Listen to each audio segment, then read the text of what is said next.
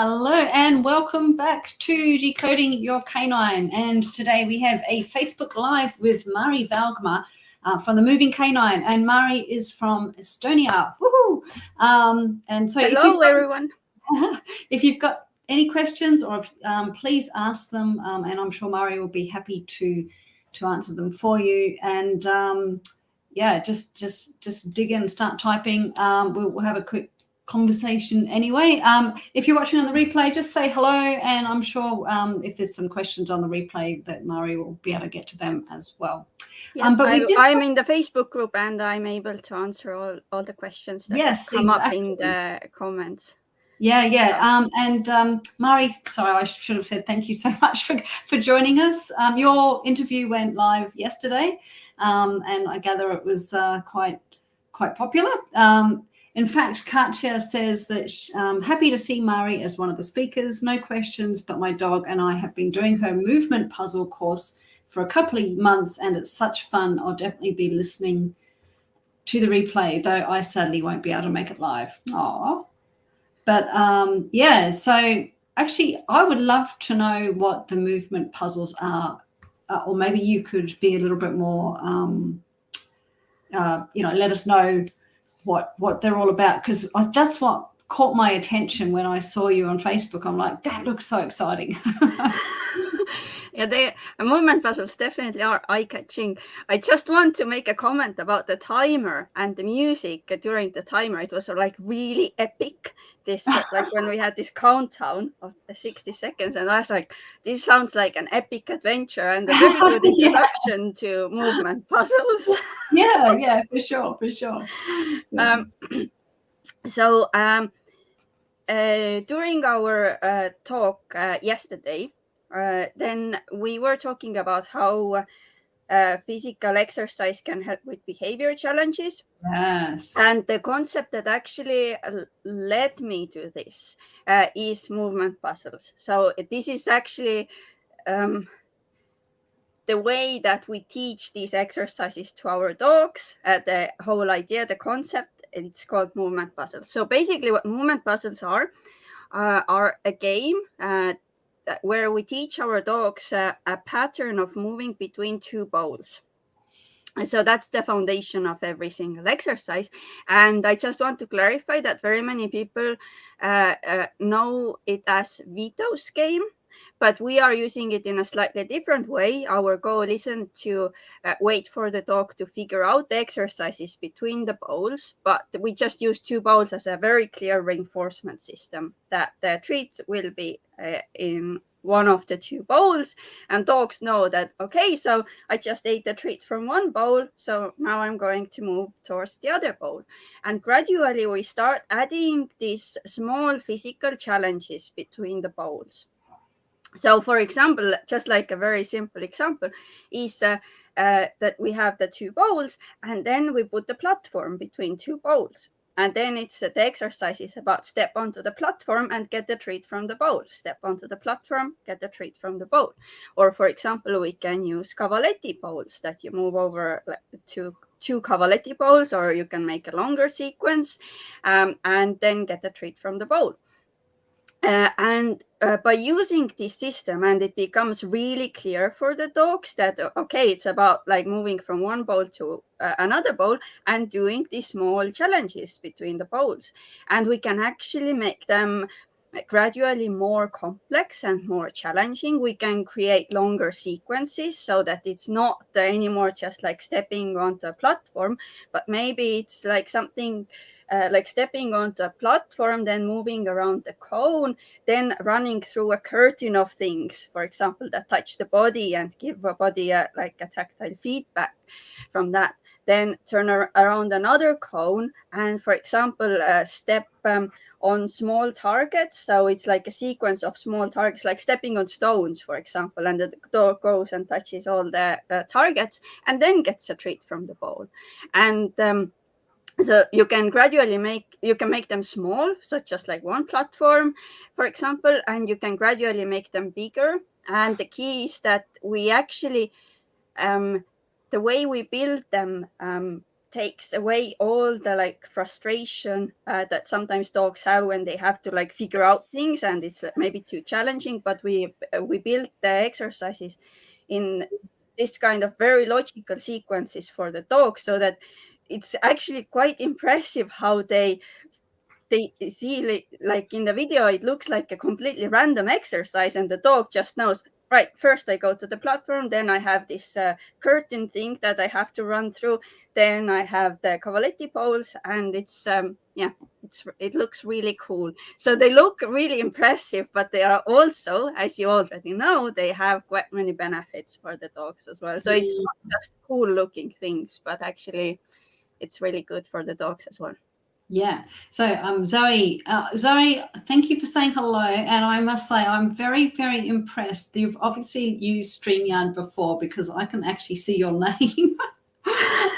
So anybody watching this that's on Facebook, if you make a comment, maybe add your name at the end, because generally we can't see who it is. So I have to keep diving back into the Facebook group. So, or if you're clever like Zoe, you know how to include your name, which I don't know how to do. Zoe's name is familiar to me. So hi, Zoe. Okay. So, cool. Sorry if you've got any questions, or if anyone else has got any questions, let us know. And actually, I also added I added videos of examples of movement puzzles in the website as well that was shared during my presentation or the talk. So if you go to the movingcanine.com/summit, then you will see like a couple of video examples as well. Brilliant. Of what they look like, actually. Yeah. So tell us then about, I mean, because, you know, often a lot of people that do come and, you know, as part of the audience for these summits have got behavioral issues with their dogs. So firstly, maybe you could talk about what some of the behavior issues are it can help with, and then how it helps. Okay. As we've already established that I'm not a behaviorist, I'm a fitness trainer. Yeah. So all of the things that I've created initially were a fitness exercise. So for example, movement puzzles they are largely inspired by my own dog and our activity as a search and rescue team, because in search and rescue training, especially when we talk about rubble searches, then dogs are facing quite difficult physical challenges, and they have to be able to move independently and confidently through all kinds of like weird stuff. And for example, in one of the training sessions where my dog was supposed to run through plastic stuff to get to the victim, and while my dog, I can honestly say that he's a very motivated, and we can call him a high drive dog who is willing to go through through anything to get the job done. However, what I noticed was that he was avoiding stepping onto the plastic stuff. So he did get to the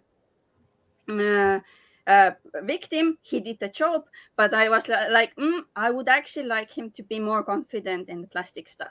And then I created exercises for him to do at home. I used the movement puzzle concept where he actually was moving through plastic stuff. And now it's actually in my courses as well. We teach that to dogs to like move through random stuff. Then it clicked to me that while I was using movement puzzles as a way to teach our dogs like the body awareness and coordination while moving, like how to where to place their paws with precision and so on, that we can actually use it for example, confidence exercises, like running through plastic stuff, that although it is a small physical challenge as well, because the plastic stuff moves around, the dog has to balance there and stabilize his body, for example. He also gets like this feedback from the bottles because it's a different texture. So it's different under the paws. It improves body awareness. So it is a fitness exercise in some sense, but it's also a confidence exercise. And while I've been teaching these exercises to dogs, and everything that I taught initially was linked to fitness training. And at some point, my students started saying that, I've noticed that my dog is becoming less reactive. And the only thing that I've changed in our training routine is that we are doing movement puzzles. Yeah. So this is one of the big things that when my students came to me saying that they, for example, see that their dog is more focused during the training sessions, less reactive outside of the training sessions, and also that they are becoming less frustration behaviors in daily life. They are like over arousal is quite a big topic at the moment in the dog training world, that they notice that their dogs who otherwise go into the red, they get super like vocalizing and a bit too excited and a bit too over the top while doing the training sessions, that their dogs are becoming more like controlled in their movements and can focus better and can are less frustrated during the sessions. So then I was like thinking that maybe there is something that is creating this, that we something that we already have in the movement puzzles, that while we do these coordination exercises for our dogs, that actually helps with behavior challenges. And when I started looking into it, then the first thing is that physical exercise and meaningful physical activities actually they are ways for the body to put all of its systems into use. So the brain, the nervous system, the muscles, getting sensory feedback, all of these systems are included while doing this kind of coordination and physical exercises.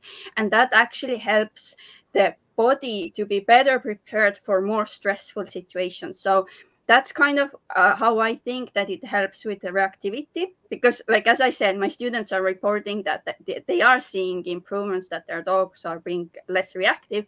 And that's the kind of explanation that I found for it, is that this kind of exercises just prepare the body to deal with stressful situations better, and that makes reduces reactivity, for example. Another thing is that also reactivity is often linked to like being impulsive and just reacting to the moment, and motor control exercises.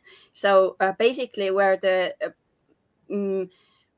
for example, in movement puzzles, the dog is not supposed to rush through the exercises, but they have to control their speed so that they can meet the exercise criteria. So, for example, when I mentioned that we have these movement puzzle exercises where the dog is like stepping on stones, then they kind of have to control their speed to touch all these little targets. And this kind of exercises actually, in humans, it has been shown that they help to reduce impulsive behaviors, for example. Yeah.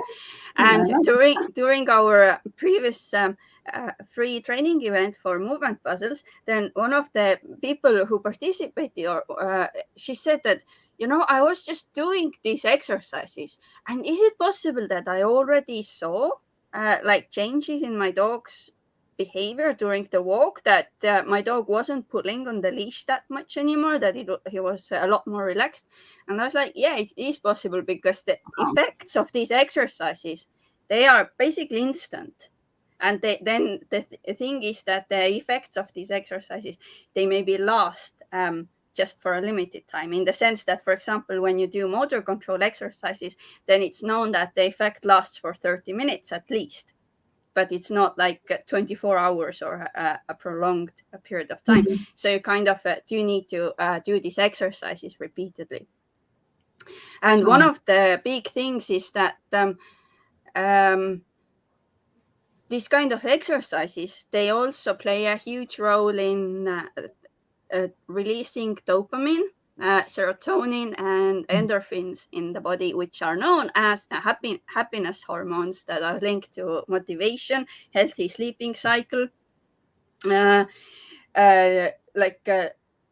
depression in humans, or like reducing depression in humans. Also, for example, serotonin is known to be linked to OCD behavior. So a healthy amount of serotonin in the body helps to reduce that.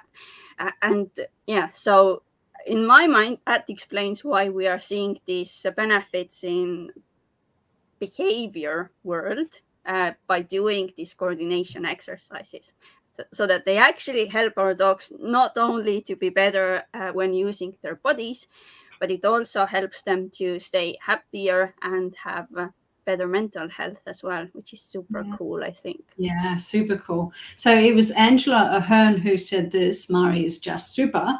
And Thank Angela you. was also a guest speaker on the summit, and she came and did a Facebook Live yesterday. But Angela asks, can you explain again how your movement exercises help dogs balance while moving similarly to skiers on slopes, unlike balancing equipment that is traditionally used? Okay, so it's a bit of a tricky question because it depends what kind of exercises you are doing with the balancing equipment. So I assume that it's mostly what Angela means here is mostly the more stationary exercises where the dog gets onto the equipment and then does an exercise there. And one of the big differences is that in this kind of exercises, there's no context for the body to use its options available to it. So, for example, in most sport or work situations, our dogs are actually moving. They are very many dogs are running full speed, for example, and they actually have to learn to control their bodies while moving. So, I think that the more traditional fitness exercises are a foundation for everything. So, for example, in my dogs as well, I always start with some stabilizing exercises and strength workouts, and they are always in the exercise routines. But also it's so important to let our dogs explore how to use their bodies while actually in motion, because while they are moving, then it's more about controlling the movements and actually stopping unwanted movements from happening, if that makes sense. So, for example, I like to use the example of a dog walk obstacle in agility, because very many people can imagine that it's like this narrow plank that is higher from the ground. And for example, if the dog is only doing balancing exercises while being stationary, then that is a good foundation for creating balancing skills for running on the dog walk, but it won't teach the dog how to actually control his body while he's running full speed and, for example, coming to the dog walk at an angle, and then has to control his body from going too far and then maybe misplacing a paw off the side of the dog walk, and so on. So I'm not sure if that answered your question, Angela. You can always pop in another question if you'd like to know more about this kind of approach. So it is yeah, she's heard it before. She said she loved your explanation that she heard originally. I'm not sure which one you mean exactly, because I was thinking that I'm hoping that it's quite similar to my original explanation as well. Yeah. Oh. So I just love the fact that, we think that obviously exercise and the right type of exercise is good to create, healthy bodies. I think the whole healthy mind part of that is often forgotten.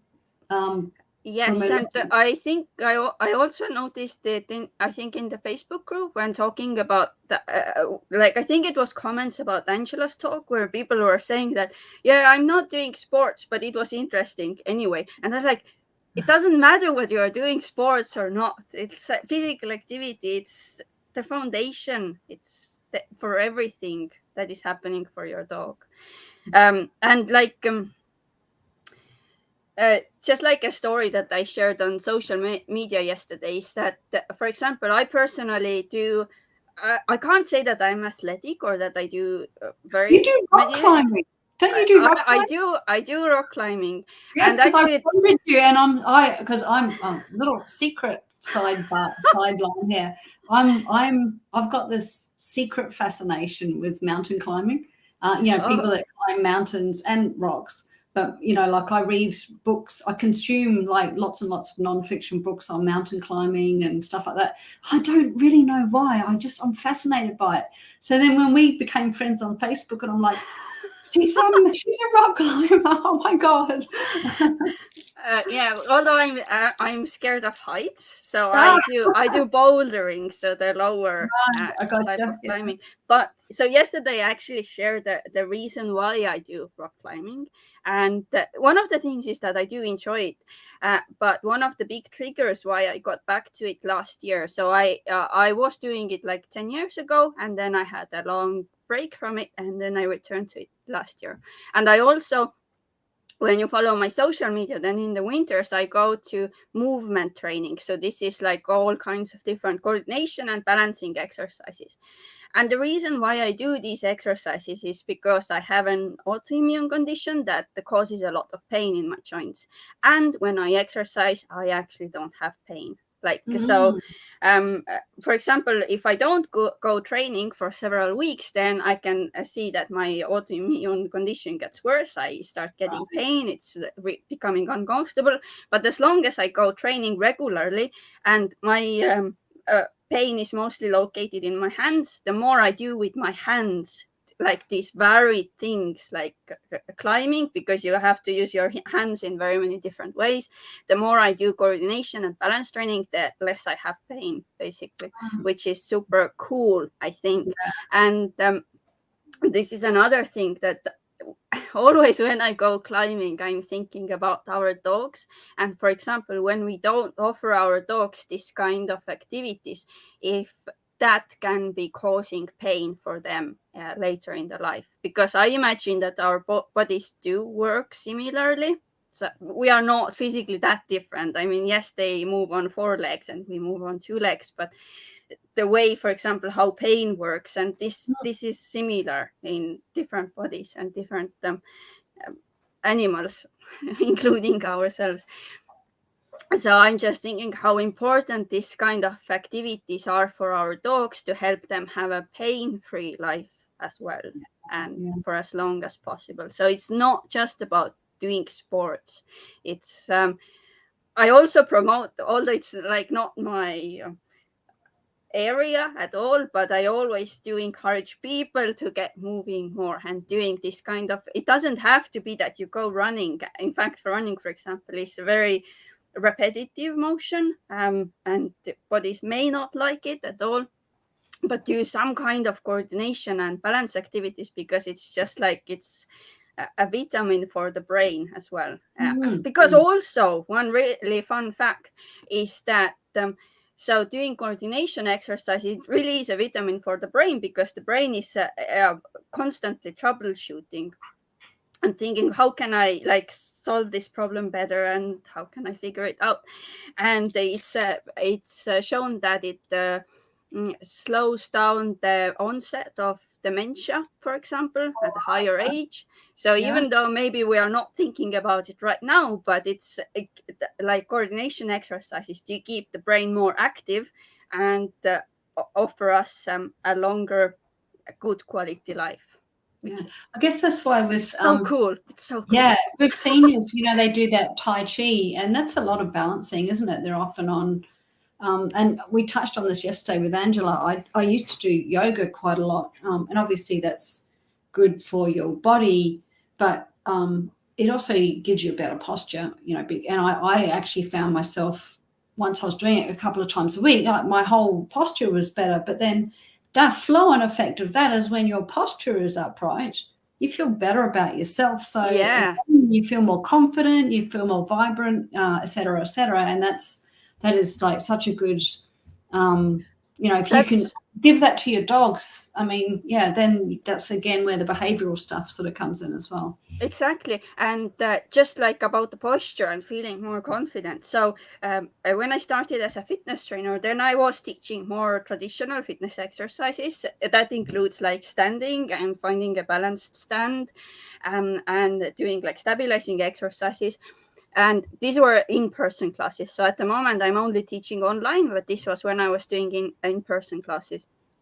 And it was really cool because like just by doing these exercises that work on posture, and the dogs are like standing up straight and strong, it was actually a class where reactive dogs could come and join the class without being worried about the other dogs. And it was really fascinating because we were collaborating with another dog training school that helps with behavior problems. And when their dogs got to an advanced level where they weren't like really nervous, reactive balls or something like that, when they could like be near other dogs, then my fitness classes were the class where the instructors would send them, because that was like a safe environment where they could like practice being near other dogs. And it was so cool to see them like doing these standing exercises and standing there with this really nice posture and feeling confident and not being worried about other dogs. So I think that also links to the fact that if you keep your back straight, for example, and you stand with a good posture, then it makes you more confident and like happier about life, which is cool. It is fascinating, and it fascinates me. It's a real shame that you're not doing those online classes for dogs, where people can actually come and work with you one-on-one. I think it's brilliant you're not doing the in-person stuff, so you're doing the online stuff, which is going to be brilliant too. But I can imagine if I had a reactive dog and you were in my area, I'd be like, I have to get into her class. Let me in. I did have a queue behind the door, to be honest. I bet you did, yeah. I'm not surprised. But then COVID came and the queue disappeared. Yeah, COVID stuffed up a lot of things for people. So, I mean, we're talking about reactive dogs. What about just the dogs that are really wired? The ones that are just not necessarily reactive, but they're just, I don't know, can't think clearly. Probably not making much sense, but I guess I think you are. Energy, yeah. So I think it comes. So because like dogs are being wired, it's something that I think very many people understand differently, I think. So I'm not 100% sure if my definition is the same as yours, for example. But I think that, for example, doing movement puzzles, it gives them an outlet where they have one very specific task to focus on. And for example, also getting this tactile feedback from the environment. So obviously when the dog is touching the ground, then he's getting tactile feedback.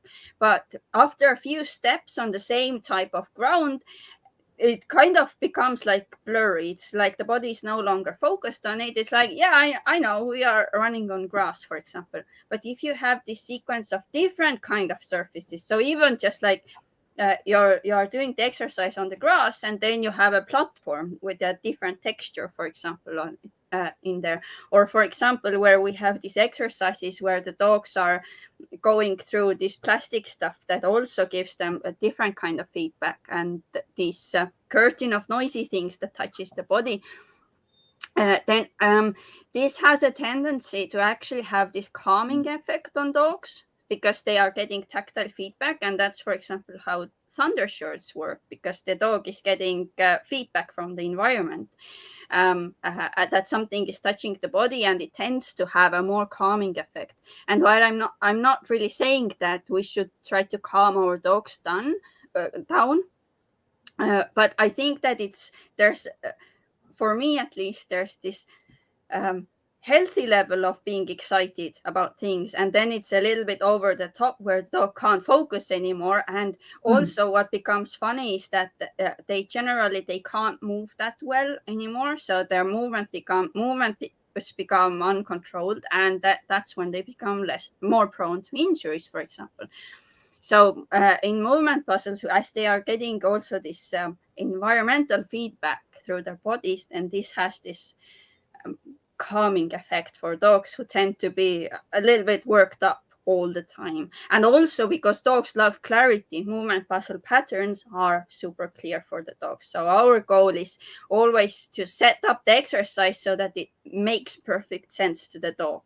We are not waiting for frustration to build up or anything like that. We always have a very clear system of how we build these exercises, and dogs actually really like it, and they do love the clarity.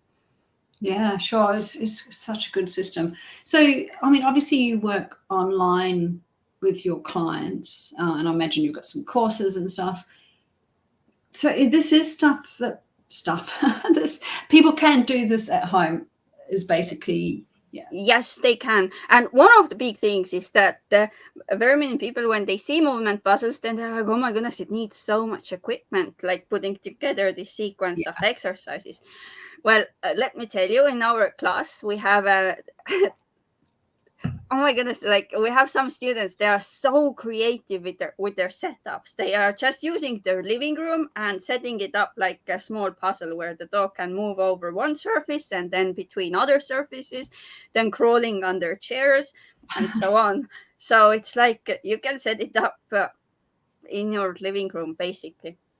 So All it you doesn't need have to be expensive then. You don't have to rush out and buy all this stuff. No, but like eventually I do suspect that most of our students do end up getting more stuff because they just like, "Oh, I want to like do more or like have this other equipment as well." But technically, yes, you can do like exercises using stuff at your home. Even if you have cavaletti balls, then I've seen people using, like, many of us don't have vacuum cleaners anymore. We have like robots. But for example, just like the vacuum cleaners, this tube, you can use it as a cavaletti bowl. So it's like you Right. don't have to buy cavaletti bowls. You use a Yeah. vacuum cleaner tube. Yeah. And your dog will be stepping over it, and it will be like a coordination exercise. Or you could get a couple of tins of tomato soup or something and put a broom across the top. Exactly. If you have a broom, like I have all this stuff at my home, but I know some of my students have said I don't have a vacuum cleaner or a broom or anything. But this is just like to show how you can use different stuff in your house. Yeah. And yeah, one of the students, we just had this exercise where our dogs had to push through narrow spaces. So for example, I used cardboard boxes that the dog was just like going through it. And one of our students was using a really tall like bar chair or bar stool, and then a massive balloon on the other side because that's what she had. And her dog wasn't scared about the balloon at all. But this is just to show that you can set up these exercises in very many different ways and use the things that are available to you. Yeah, that's awesome. Angela has just commented.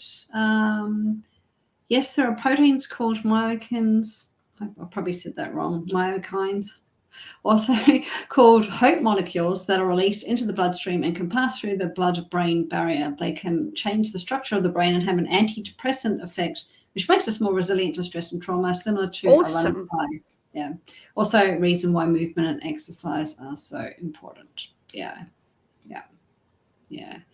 It is so important. You can't, I mean, we know, I mean, what's the first thing the doctor says to you if you've got anxiety or depression or, you're not exercise?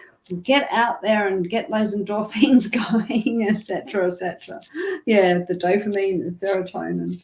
Yes. I just wanted to mention something about like the wired up dogs or dogs who do get worked up, for example, a lot. Because I think it's when I say that when they get too worked up, their movements become less controlled. And it's something that is really difficult to visualize. You're like, well, my dog is still like managing all these things. But sometimes it can show up like they are losing precision while working, which is probably something that we have seen. But like just an example, that my youngest dog had a shoulder surgery earlier this year, and his biceps tendon was released in his shoulder. And what's really funny is that it's actually not funny because he's the high drive dog who does like to get like, I love running, I want to like go crazy a bit. And it's really interesting to see. So obviously, because his ability to use his muscles near that shoulder are now compromised a little bit, then it's just so fascinating to see now that when he gets worked up, he can't control this front paw anymore. He can control it while when he's not worked up, but he's still fast and like focused and like doing things in a good mental place. But as soon as he gets too worked up, he can't control this front leg that well anymore.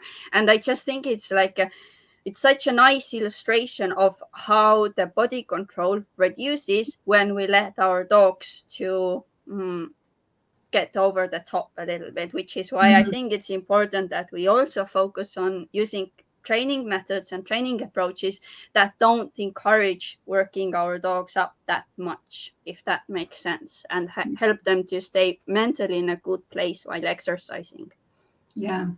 So tell me about your online class. So how does that work then? You give them exercise to do, and then they do them. I guess you've got like a beginner's starting point, and then the more advanced. For this, I have two classes. One is focusing specifically on dog walk, so agility obstacle, because very many dogs have the problems of misplacing their feet and falling off the dog walk, and some dogs are really careful on the dog walk. So we have a course that uses movement puzzle idea to help our dogs run the dog walk with precision and confidence and speed. Can you hear that? He's snoring. He's snoring his head off. What is that? Sorry, I had to interrupt.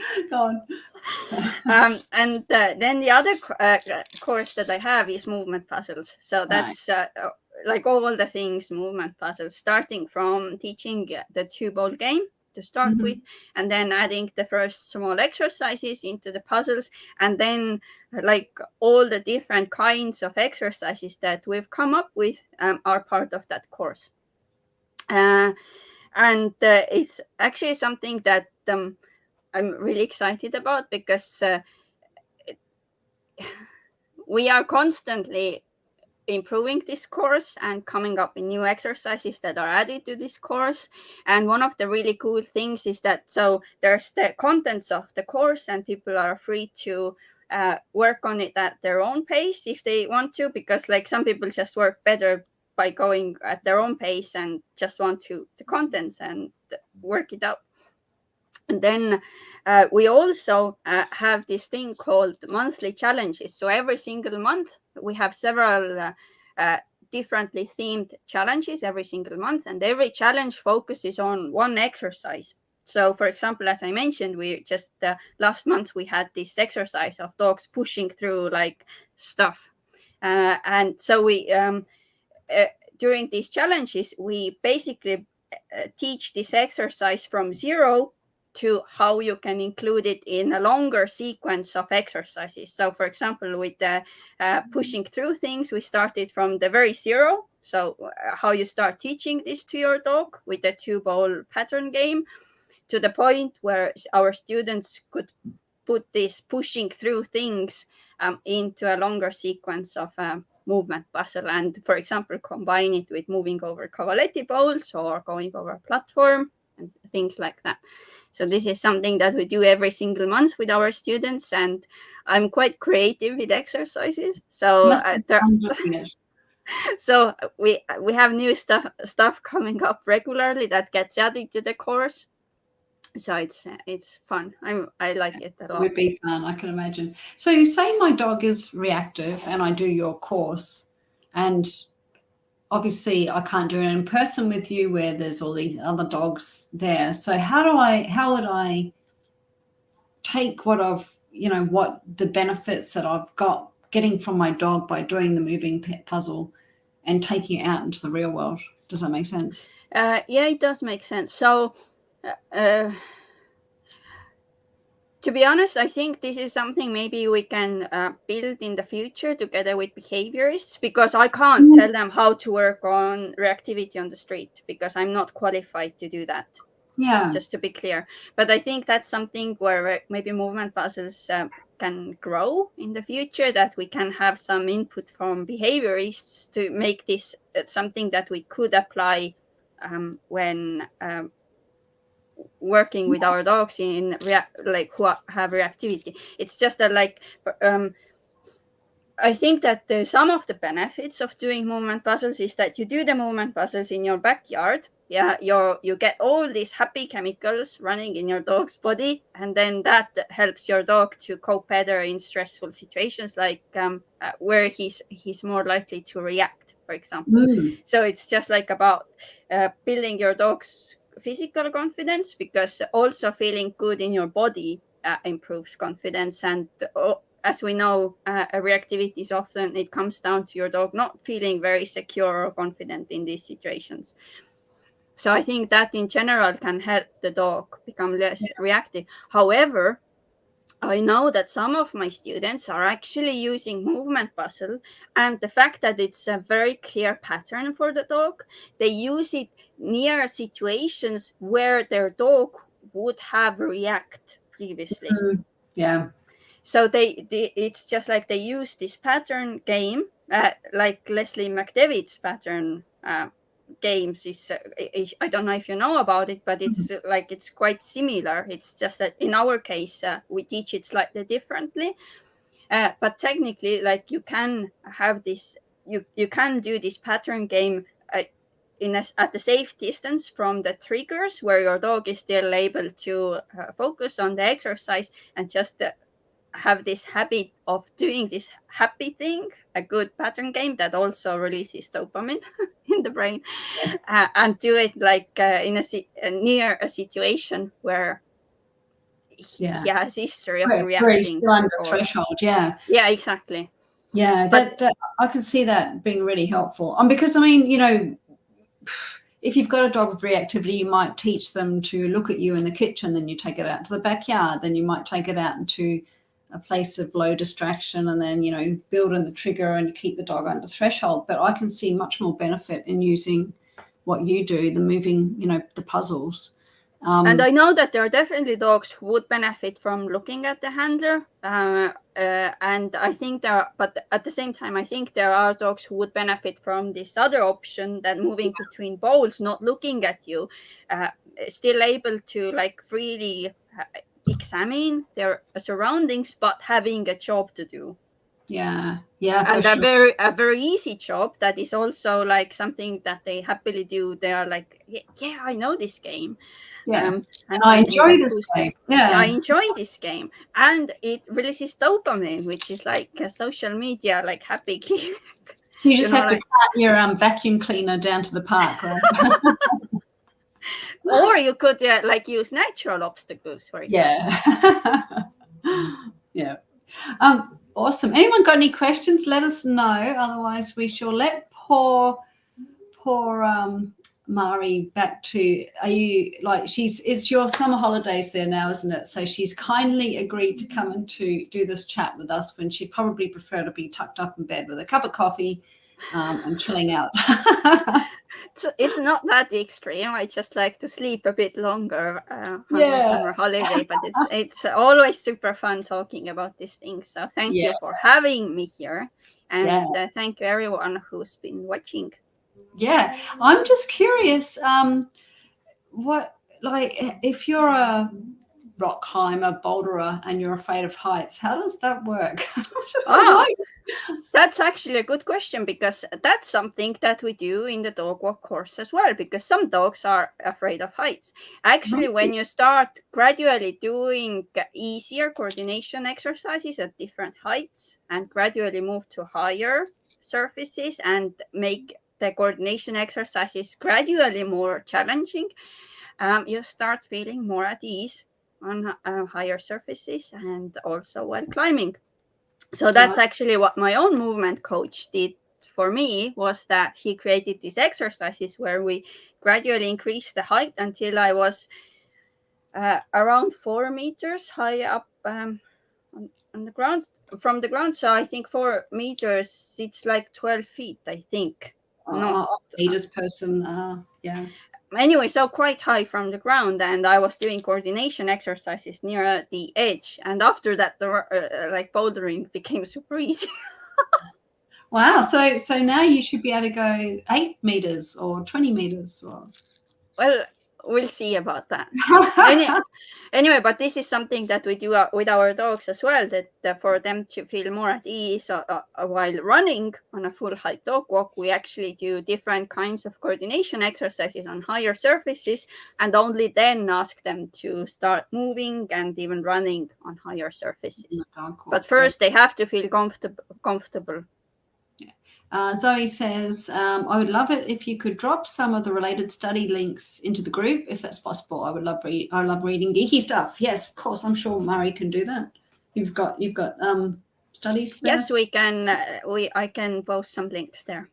Yeah, that'd be cool. I think that's a great idea. But other than that, who says this?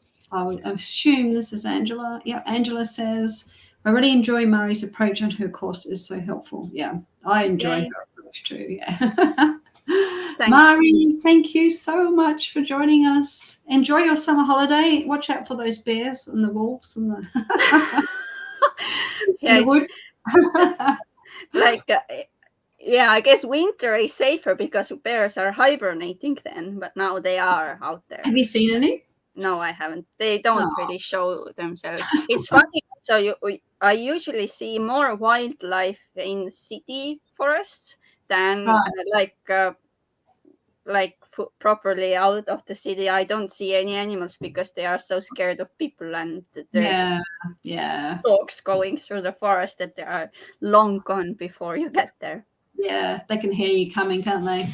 Exactly, but in the city we have in our forest there are 2 moose who just don't move. They are just there in the middle of the road, like, I dare you.